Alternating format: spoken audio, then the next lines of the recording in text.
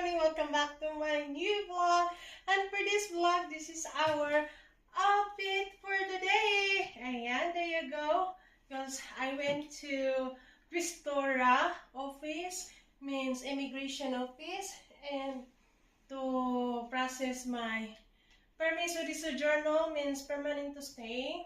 So I just finished. So I need to wait like 90 days, let's say 3 months for 90 days to receive the Carta di Soggiorno, which is permanent to stay. So this is our outfit for the day. I'm wearing a green, super green, green t-shirt and small short white. And high heel, we have a high heel. I'm wearing a high heel also, as you can see. Yeah.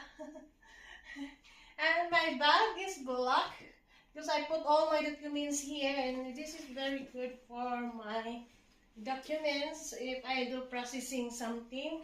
And then I forgot my earrings and my necklace, so because we are in rush to going or to leave, so finally, because my appointment in Pistora or immigration office is 9:40, so we are in rush, so I forgot to wearing my necklace and my earrings, so that's it. But it's okay. So this is it, my outfit. There you go. As you can see, thank you for watching. See you.